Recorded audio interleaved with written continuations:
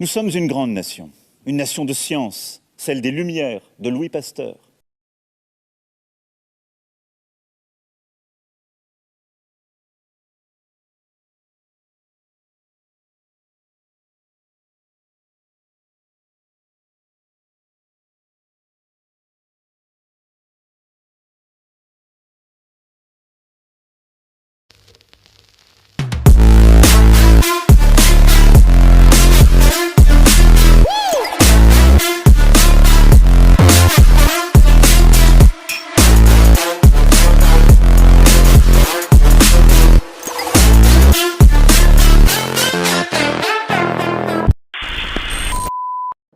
Et je veux aussi être clair, je ne rendrai pas la vaccination obligatoire.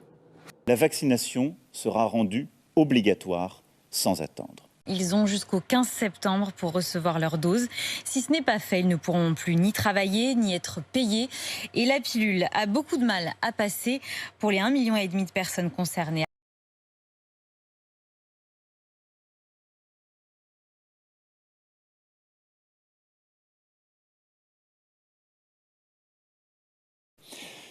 Nous avons, pour faire face à cette nouvelle donne, un atout maître qui change tout par rapport aux vagues précédentes, le vaccin.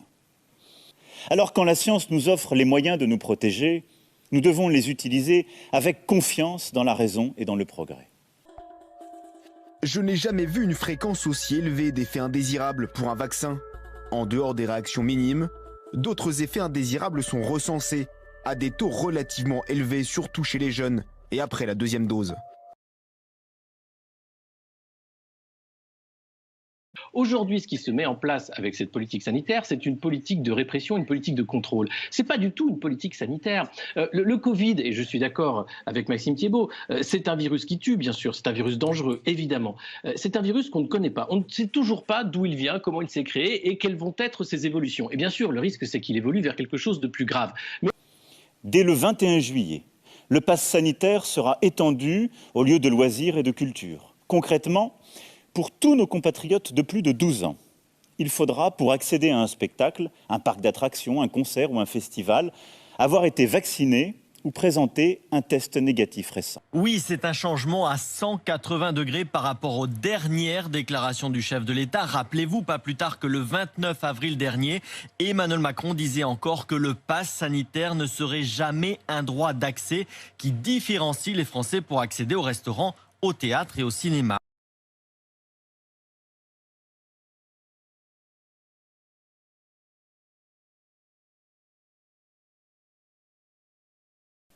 À partir du début du mois d'août. Et cela parce qu'il nous faut faire d'abord voter un texte de loi et le promulguer.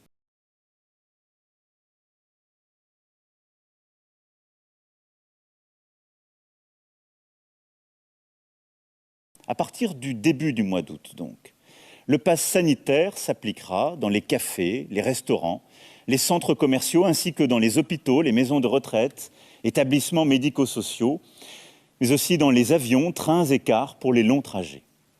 Là encore, seuls les vaccinés et les personnes testées négatives pourront accéder à ces lieux, qu'ils soient d'ailleurs clients, usagers ou salariés.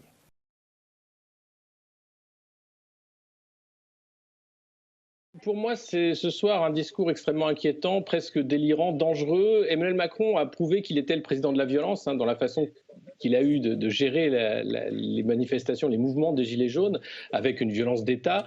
Aujourd'hui, la violence vient plus loin puisque c'est une obligation de vacciner, de se vacciner, alors même que cette obligation ne devait pas entrer dans les textes puisque ce vaccin est en phase test, même si bien sûr on ne parle plus d'une phase test du produit, mais une phase test de l'efficacité de ce produit. Et d'ailleurs, l'efficacité pose question puisque une troisième dose sera offerte aux vaccinés de la première heure, puisque visiblement ce vaccin ne suffit pas, il va falloir aller plus loin. Et puis comme les variants vont arriver encore et encore, sans doute on aura des doses trimestrielles, voire mensuelles, puisque maintenant sur les Covid longs, apparemment des doses mensuelles feraient des miracles.